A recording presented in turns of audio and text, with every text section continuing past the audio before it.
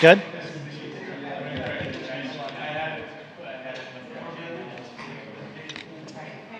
You good?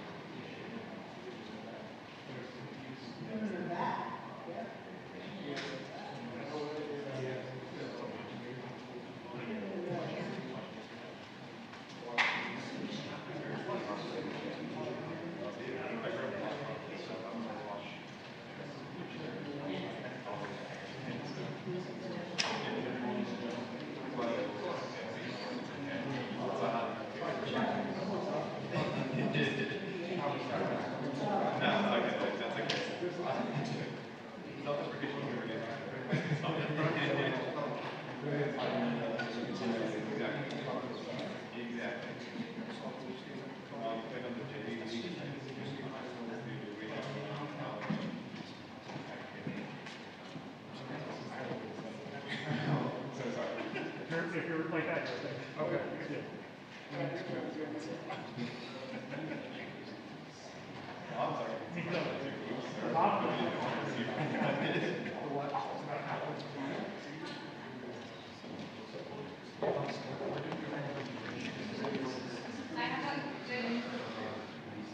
Oh, So if you yeah, stay, if you the use that words are camera, above that. yeah. So if you use that camera as the mark, Yeah, okay. That's not going to stay there.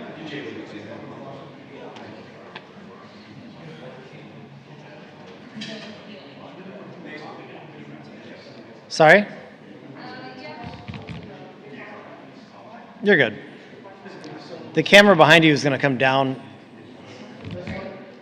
It'll when you guys are allowed to stand up, they're going to come up and then they're going to go back down.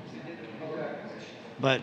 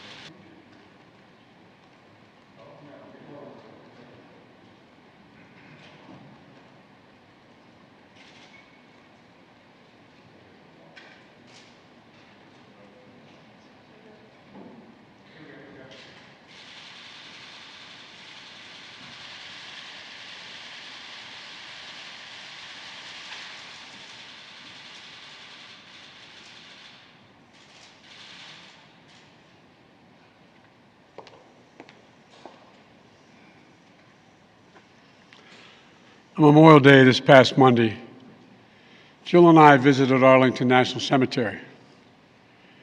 As we entered those hallowed grounds, we saw rows and rows of crosses among the rows of headstones with other emblems of belief, honoring those who paid the ultimate price on battlefields around the world.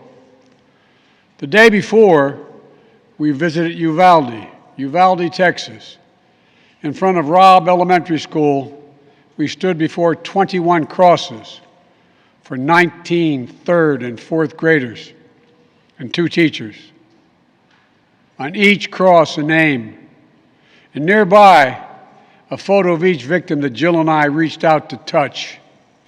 Innocent victims murdered in the classroom that have been turned into a killing field. Standing there in that small town, like so many other communities across America, I couldn't help but think there are too many other schools, too many other everyday places that have become killing fields, battlefields here in America. We stood at such a place just 12 days before, across from a grocery store in Buffalo, New York, memorializing 10 fellow Americans, a spouse, a parent, a grandparent, a sibling, gone forever. At both places, we spent hours with hundreds of family members who were broken, whose lives will never be the same. They had one message for all of us: do something. Just do something. For God's sake, do something. After Columbine, after Sandy Hook, after Charleston, after Orlando, after Las Vegas, after Parkland, nothing has been done. This time that can't be true. This time we must actually do something. The issue we face is one of conscience and common sense. For so many of you at home, I want to be very clear. This is not about taking away anyone's guns. It's not about vilifying gun owners. In fact, we believe we should be treating responsible gun owners as an example of how every gun owner should behave. I respect the culture and the tradition and the concerns of lawful gun owners. At the same time, the Second Amendment, like all other rights, is not absolute. It was Justice Scalia who wrote, and I quote, "Like most rights, the rights granted by the Second Amendment are not unlimited."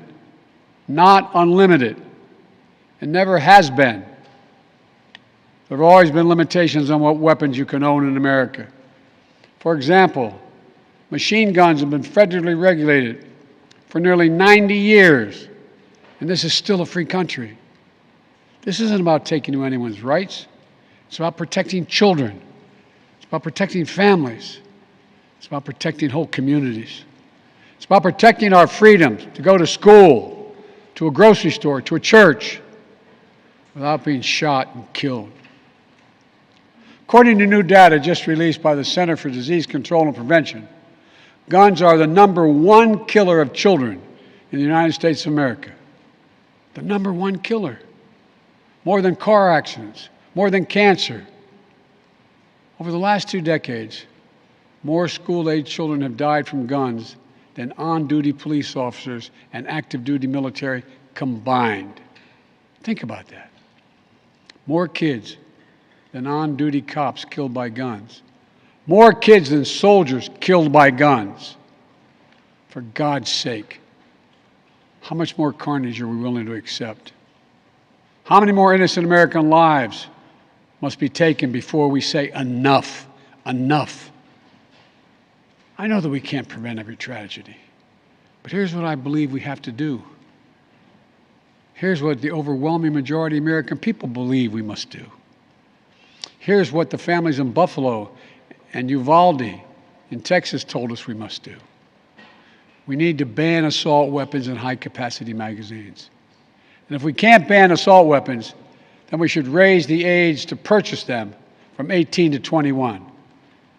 Strengthen background checks. Enact safe storage law and red flag laws. Repeal the immunity that protects gun manufacturers from liability. Address the mental health crisis deepening the trauma of gun violence and as a consequence of that violence. These are rational, common sense measures. Here's what it all means. It all means this. We should reinstate the assault weapons ban on high-capacity magazines that we passed in 1994 with bipartisan support in Congress and the support of law enforcement. 9 categories of semi-automatic weapons were included in that ban, like AK-47s and AR-15s. And in the 10 years it was law, mass shootings went down. But after Republicans let the law expire in 2004, and those weapons were allowed to be sold again, mass shootings tripled. Those are the facts. A few years ago, the family of the inventor of the AR-15 said he would have been horrified to know that its design was being used to slaughter children and other innocent lives instead of being used as a military weapon on the battlefields, as it was designed. That's what it was designed for. Enough. Enough. We should limit how many rounds a weapon can hold. Why, in God's name, should an ordinary citizen be able to purchase an assault weapon that holds 30-round magazines that let mass shooters fire hundreds of bullets in a matter of minutes? The damage was so devastating in Uvalde, parents had to do DNA swabs to identify the remains of their children. 9 and 10-year-old children. Enough. We should expand background checks to keep guns out of the hands of felons, fugitives, and those under restraining orders. Stronger background checks are something that the vast majority of Americans, including the majority of gun owners, agree on. I also believe we should have safe storage laws and personal liability for not locking up your gun. The shooter in Sandy Hook came from a home full of guns. They were too easy to access. That's how he got the weapons. The weapon he used to kill his mother and then murdered 26 people, including 20 first graders. If you own a weapon, you have a responsibility to secure it. Every responsible gun owner agrees to make sure no one else can have access to it, to lock it up, to have trigger locks. And if you don't, and something bad happens, you should be held responsible. We should also have national red flag laws so that a parent, a teacher, a counselor can flag for a court that a child, a student, a patient is exhibiting violent tendencies, threatening classmates, or experiencing suicidal thoughts. It makes them a danger to themselves or to others. 19 states in the District of Columbia have red flag laws. The Delaware law is named after my son, Attorney General Beau Biden. Fort Hood, Texas, 2009, 13 dead and more than 30 injured. Marjorie Stoneman Douglas High School in Parkland, Florida, 2018, 17 dead, 17 injured. In both places, countless others suffering with invisible wounds. Red flag laws could have stopped both these shooters. In Uvalde, the shooter was 17 when he asked his sister to buy him an assault weapon. Knowing he'd be denied because he was too young to purchase one himself, she refused. But as soon as he turned 18, he purchased 2 assault weapons for himself. Because in Texas, you can be 18 years old and buy an assault weapon even though you can't buy a pistol in Texas until you're 21. If we can't ban assault weapons, as we should, we must at least raise the age to be able to purchase one to 21. Look, I know some folks will say 18-year-olds can serve in the military and fire those weapons. But that's with training and supervision by the best trained experts in the world. Don't tell me raising the age won't make a difference. Enough. We should repeal the liability shield that often protects gun manufacturers from being sued for the death and destruction caused by their weapons. They're the only industry in this country that has that kind of immunity. Imagine if the tobacco industry had been immune from being sued, where we'd be today. The gun industry's special protections are outrageous. It must end. And let there be no mistake about the psychological trauma that gun violence leaves behind. Imagine being that little girl, that brave little girl in Uvalde, who smeared blood off her murdered friend's body onto her own face to lie still among the corpses in her classroom and pretend she was dead in order to stay alive. Imagine what it would be like for her to walk down the hallway of any school again. Imagine what it's like for children who experience this kind of trauma every day in school, in the streets, in communities all across America. Imagine what it's like for so many parents to hug their children goodbye in the morning, not sure whether they'll come back home. Unfortunately, too many people don't have to imagine that at all. Even before the pandemic, young people were already hurting. There's a serious youth mental health crisis in this country. We have to do something about it. That's why mental health is the heart of my unity agenda that I laid out in the State of the Union address this year. We must provide more school counselors, more school nurses, more mental health services for students and for teachers, more people volunteering as mentors to help young people succeed, more privacy protection and resources to keep kids safe from the harms of social media. This unity agenda won't fully heal the wounded souls, but it will help. It matters. I just told you what I'd do.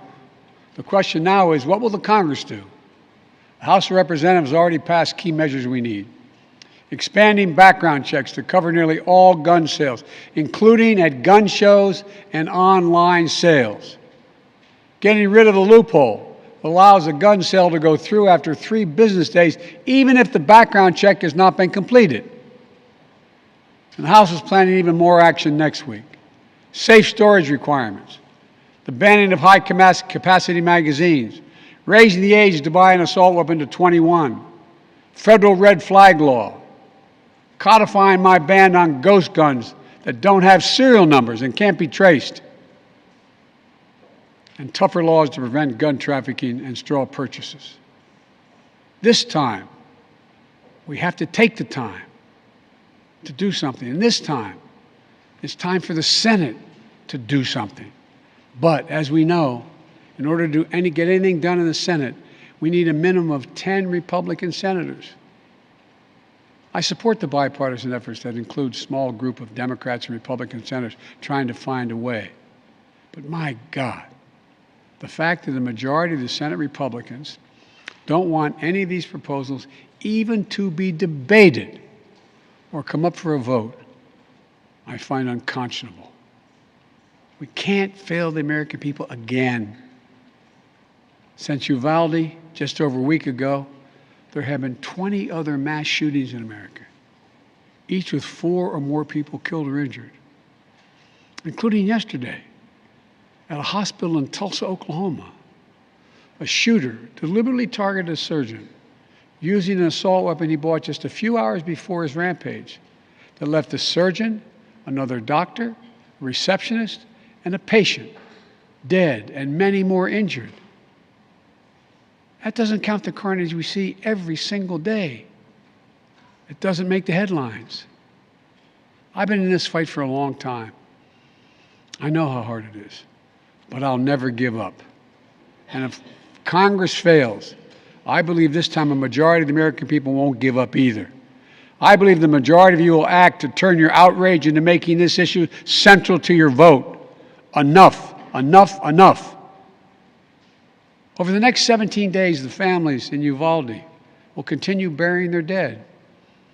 It will take that long in part because it's a town where everyone knows everyone. And day by day, they will honor each one they lost. Jill and I met with the owner and staff of the funeral home as being strong to take care of their own. And the people of Uvalde mourn as they do over the next 17 days. What will we be doing as a nation? Jill and I met with the sister of the teacher who was murdered and whose husband died of a heart attack 2 days later, leaving behind 4 beautiful orphaned children, all now orphaned. The sister asked us, what could she say? What could she tell her nieces and nephews? was the most heartbreaking moments that I can remember. All I could think to say was, I told her to hold them tight. Hold them tight. After visiting the school, we attended Mass at Sacred Heart Catholic Church with Father Eddie. In the pews, families and friends held each other tightly. As Archbishop Gustavo spoke, he asked the children in attendance to come up on the altar and sit in the altar with him as he spoke. There wasn't enough room, so Mom and her young son sat next to Jill and me in the first pew. And as we left the church, a grandmother who had just lost her granddaughter passed me a handwritten letter. It read, quote, "Erase the invisible line that is dividing our nation. Come up with a solution and fix what's broken and make the changes that are necessary to prevent this from happening again." End of quote. My fellow Americans, enough. Enough. It's time for each of us to do our part. It's time to act for the children we've lost, for the children we can save, for the nation we love. Let's hear the call and the cry. Let's meet the moment. Let us finally do something. God bless the families who are hurting. God bless you all. From a hymn based on the 91st Psalm sung in my church. May He raise you up on eagle's wings and bear you on the breath of dawn, make you to shine like the sun and hold you in the palm of His hand. That's my prayer for all of you. God bless you.